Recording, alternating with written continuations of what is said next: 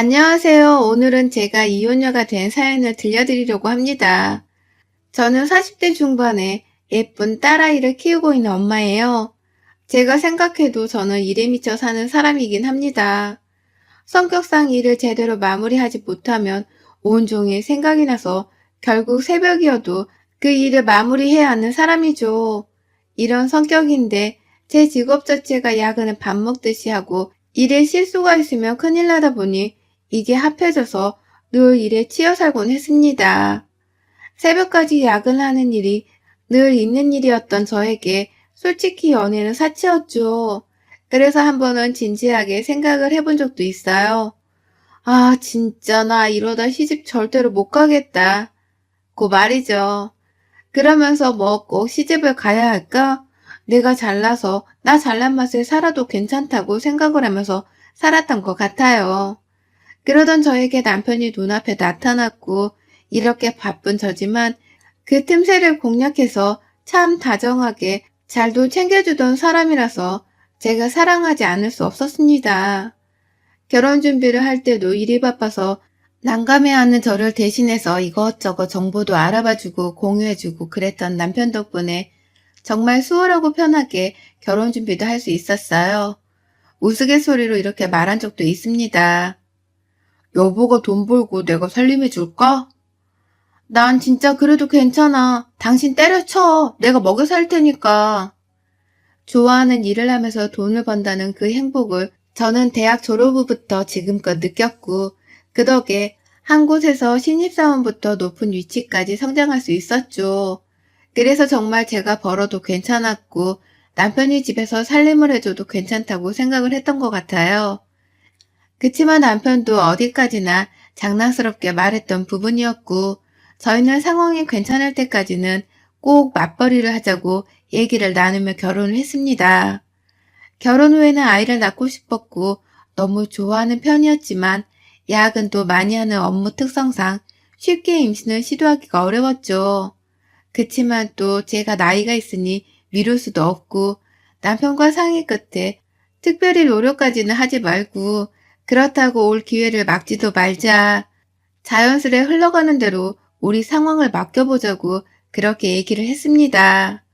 그러던 중 저에게 빨리 와주고 싶었는지 결혼 3개월 만에 아이가 들어섰고 그 행복함과 일을 줄여야겠다는 복잡한 감정이 동시에 들었어요.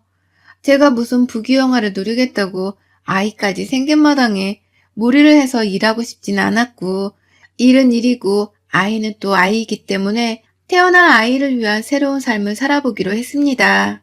제가 근 20년을 한 회사에 다녔기 때문에 제가 임신 사실을 알렸을 때 다행히도 편의를 봐주셔서 야근은 거의 안 하면서 임신 기간을 보낼 수 있었고 육아휴직도 넉넉하게 받을 수 있었죠.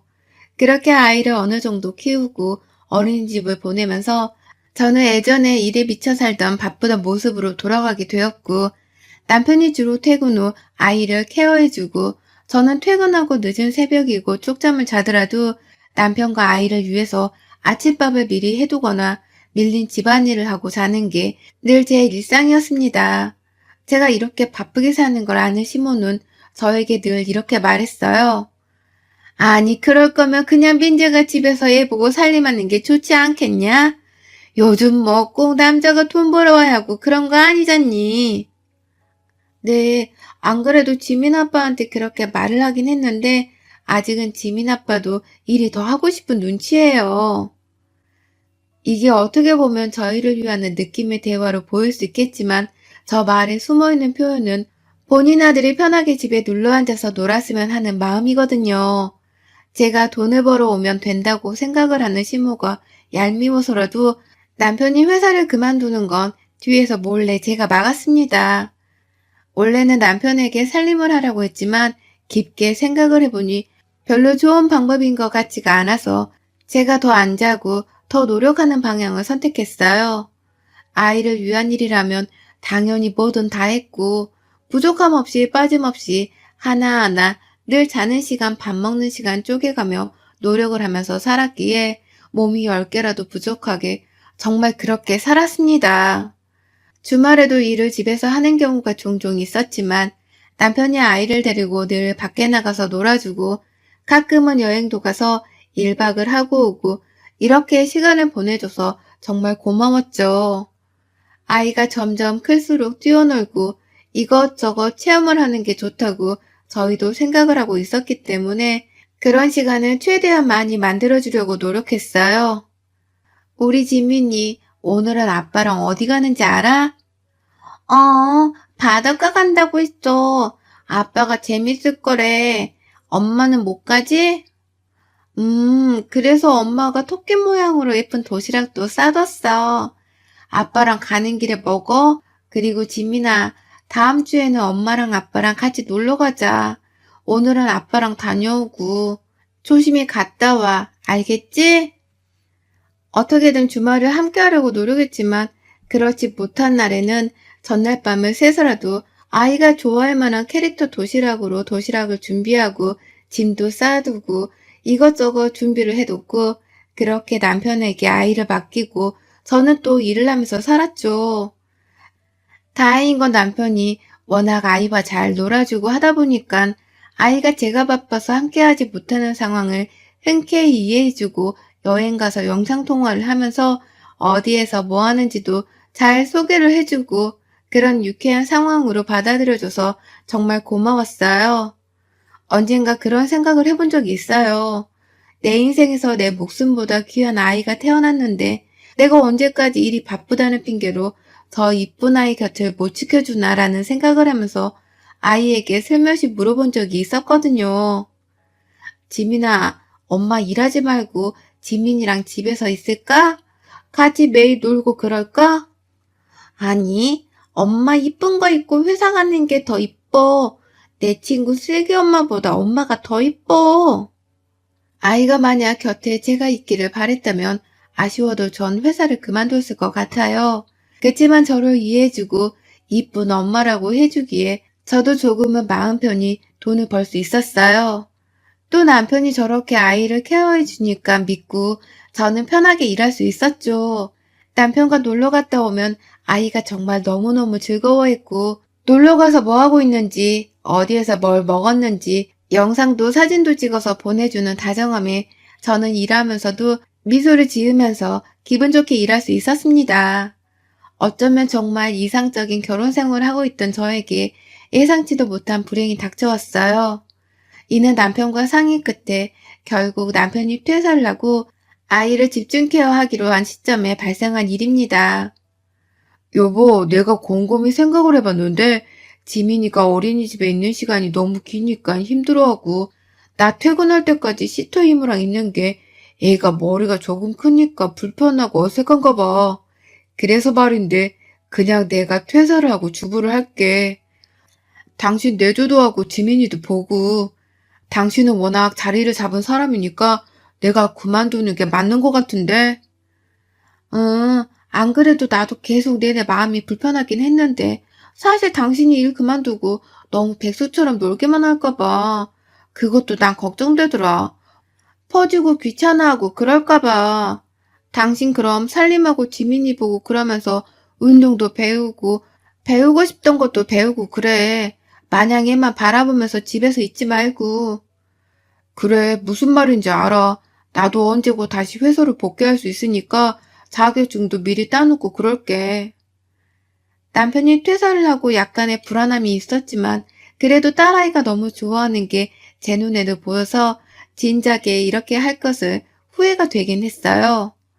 남편이 집에서 아이랑 있는 시간이 많아지니까 제가 한결 편한 마음으로 일할 수 있었어요. 어느 날 남편이 약속이 있다고 나간다 해서 제가 딸아이 저녁을 먹이고 있는데 아이가 그러는 거예요. 엄마도 큰엄마랑 같이 놀고 싶지? 무슨 큰엄마 지민아? 지민이가 큰엄마가 어딨어? 이모 말하는 거야? 아니야. 엄마는 큰엄마랑 안 놀아서 모르지. 큰엄마랑 아빠랑 지민이랑만 몰래 노는 거니까. 뭔가 딱 들어도 이상한 내용이었고 많은 생각이 들면서 아이한테 더 물어봤어요. 아, 그렇구나. 큰엄마랑 아빠랑 지민이만 엄마 빼고 놀았구나. 언제 놀았는데? 지민이랑 아빠랑 놀 때 큰엄마랑 같이 놀아. 느낌이 쎄한 게 딱 봐도 이건 바람이구나 생각을 했지만 설마 했던 게 딸아이와 함께 떠난 여행에서 바람을 핀다는 것 자체가 상식적으로는 도무지 이해할 수 없었고 괜히 바로 물어봤다가 아니기라도 하면 난감해질 것 같아서 정확한 증거 같은 걸 찾아야겠다. 뭔지 더 캐봐야겠다 생각했어요. 그주 주말에 일이 없었지만 있다고 거짓말을 하고 아이랑 남편을 여행길에 보냈어요.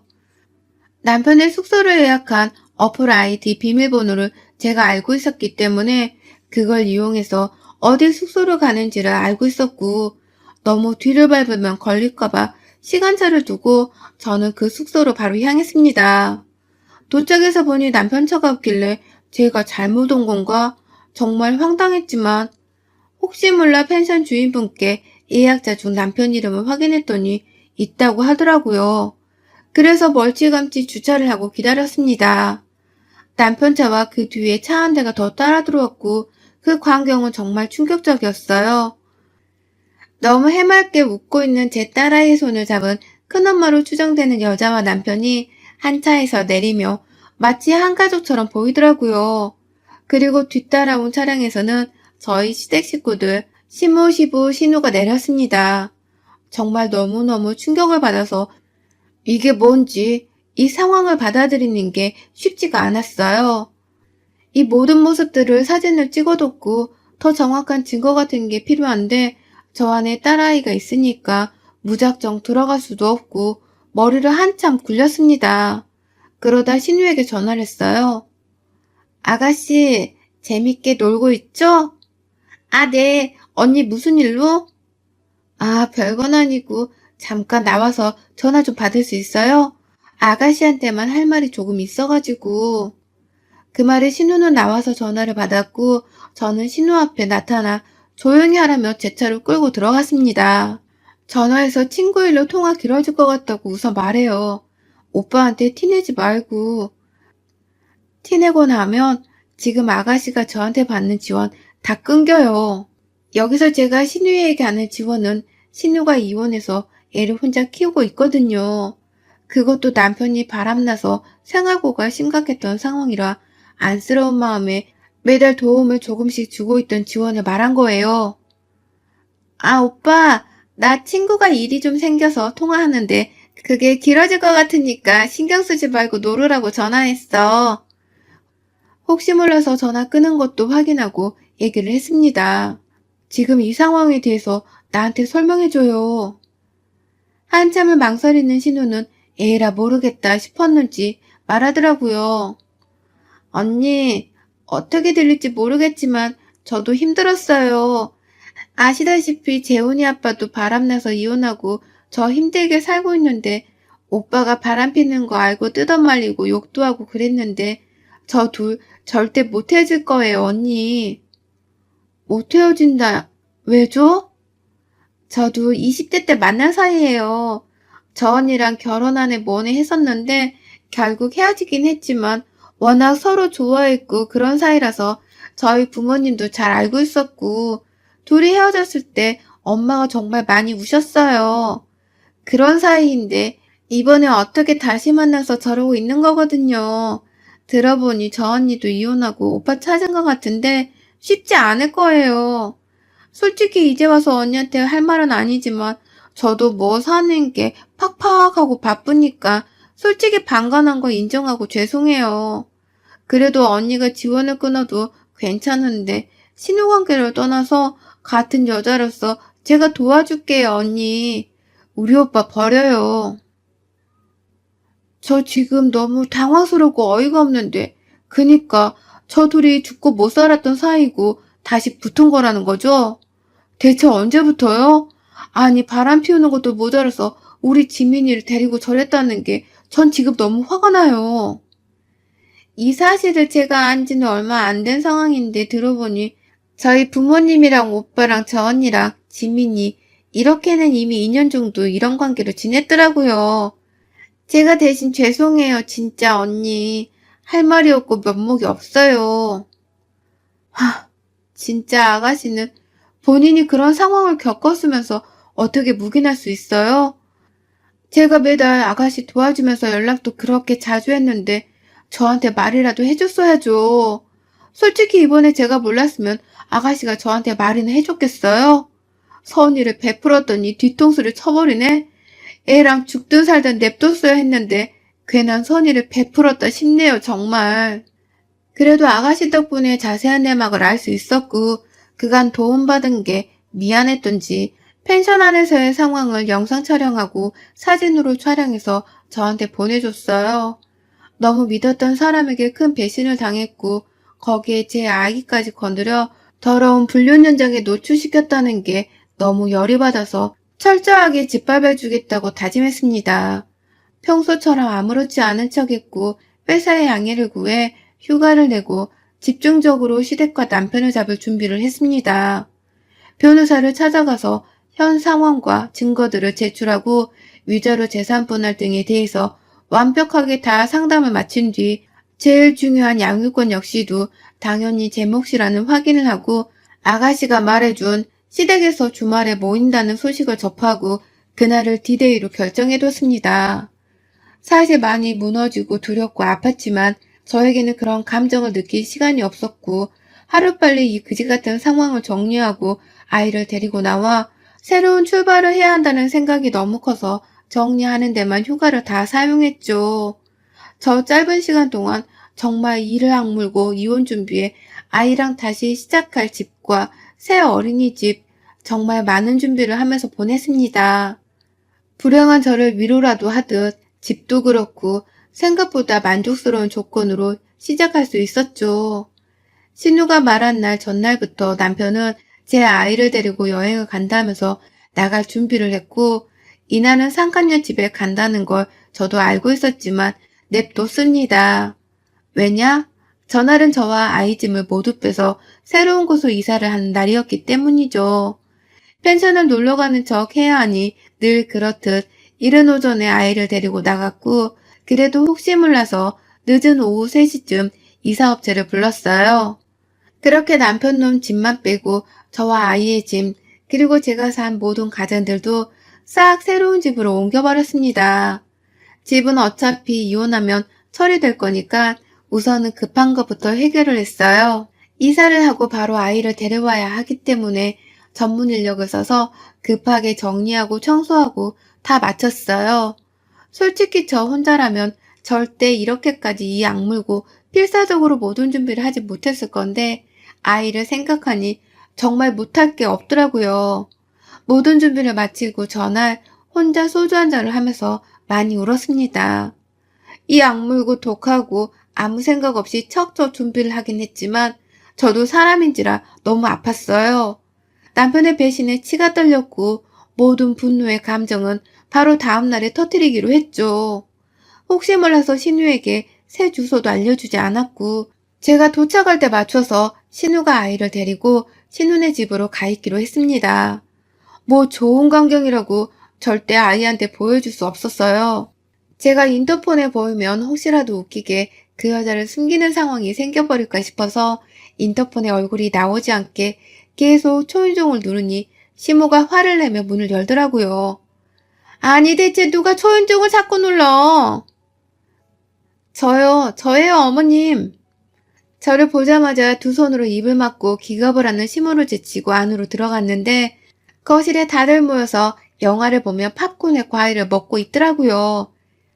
기겁하며 달려오는 시모와 너무 놀라 아무 말 못하는 남편 그리고 상간녀 시부까지 참 목 같았습니다. 다들 여기서 뭐 하세요? 우리 지민이 데리고 여기서 가족놀이라도 했어요?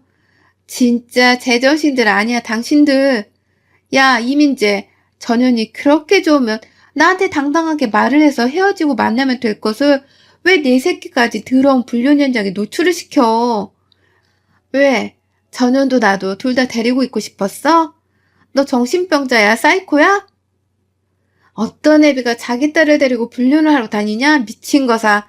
하긴 니네 부모를 보니 알겠다. 지 딸 남편이 바람나서 헤어지고 얼마나 힘들게 사는지 알면서 지 아들이 바람피는 것도 동조하고 있네. 진짜 끼리끼리라더니 재밌다 재밌어. 당신 화나는 거 알겠는데 말 좀 가려서 해. 내 부모님이야. 네 시부모고. 그래, 네 부모 딱 끼리끼리 너랑 수준 맞다고 얘기해 준 거잖아. 이게 욕이야? 예, 아무리 화가 나도 그렇지 어른한테. 어른 같은 소리하고 자빠지셨네요, 김미자 씨. 됐고, 나는 이런 더러운 데서 왈가왈부 하고 싶지가 않아. 여기서 숨도 쉬고 싶지 않아. 정리하러 온 거야, 민재 너랑. 잘 들어. 넌 유책 배우자이기 때문에 위자료 재산 분할에 아주 불리할 거야.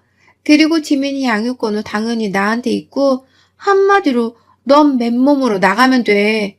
그 집은 이혼할 때 어차피 내게 되겠지만 너 같은 거랑 함께 한 공간에 내 아이 두고 싶지 않아서 이미 집은 이사했어. 내일이든 모레든 일주일 안으로 네 집 빼서 전현한테 가든 니네 부모한테 가든 하면 돼. 지민이랑 마지막 인사할 시간을 줄 거야. 그때만큼이라도 애비답게 사람답게 마무리해. 알겠어? 아참, 혹시라도 이혼 안 하네 뭐네 할까봐 소송으로 준비를 해뒀으니까 쉽게 갈 건지 어렵게 갈 건지 선택은 해. 선택권 줄게. 당신 대체 이게 다 무슨 소리야? 여보, 무슨 갑자기 이혼이고 이사는 무슨 소리야? 아유, 그래, 승자야. 너가 지금 너무 화난 건 알겠는데, 지민이도 있는데 이혼이 뭐 쉽니? 진짜 웃겨 죽겠네. 저기요, 김미자 씨. 본인 둘째 사이 바람피고 뒤집어졌을 때 아가씨한테 뭐라 했어요? 바람피는 새끼들은 싹을 잘라야 한다고 절대 뒤도 돌아보지 말고 헤어지라고 하지 않으셨나? 아까도 말했지만 이런 인간들 사이에서 숨쉬고 있는 것도 불쾌하니까 말 길게 하지 마요, 우리 서로. 아, 진짜 지민 엄마, 내가 다 설명할게. 시간을 줘. 집으로 가자, 우선, 응? 어차피 이 여자는 그냥 그런 거지, 그런 게 아니야. 뭐? 야, 이민재, 너 왜 나를 들먹여? 미쳤니? 상간녀는 찍소리도 못하고 조용히 있다 남편이 본인을 비하하듯 말하니 그때서야 소리를 지르고 아주 둘이 제 앞에서 개싸움을 하더군요. 아우, 시끄럽고 둘이 살든 싸우든 나 나가고 해. 그리고 야, 첨년, 얄미운 너를 내가 어떻게 할까 곰곰이 생각해봤는데 너 같은 거 이미 쫑난 인생인데 뭘 더 하나 싶더라고. 그래서 가볍게 상간녀 소송 정도로만 하고 넌 냅두려고 해. 내가 안 건드려도 이미 네 인생 시궁창이던데 어떻게 저런 급이 감히 나를 상대로 참. 말하자마자 야야 하면서 소리를 지른 첨년과 남편 그리고 시댁 식구들을 뒤로하고 끝을 냈습니다. 울고 불고 빌고 할 수 있는 걸 다 하는 듯 했지만 눈 하나 깜빡하지 않았고 약속대로 아이에게 아빠와 이별할 시간을 주면서 아이가 아빠를 워낙 좋아했기에 주기적으로 저와 함께 동행하는 조건으로 아이와 밥 한 끼 정도는 하는 걸로 종결했어요. 아이가 이혼이 뭔지를 그 어린 게 알더라고요. 어떻게 설명해 줄지 참 난감하고 마음이 불편했는데 먼저 선뜻 새로운 집에 저와 둘이 살면서 지금 엄마랑 둘이 있는 것도 좋다고 해주더라고요. 급여를 덜 받는 걸로 근무 시간을 확 줄여 오직 서로뿐인 저와 제 아이 이렇게 둘이 다시 행복하게 살고 있습니다. 여러분의 생각은 댓글로 남겨주세요. 오늘도 시청해 주셔서 정말 감사합니다.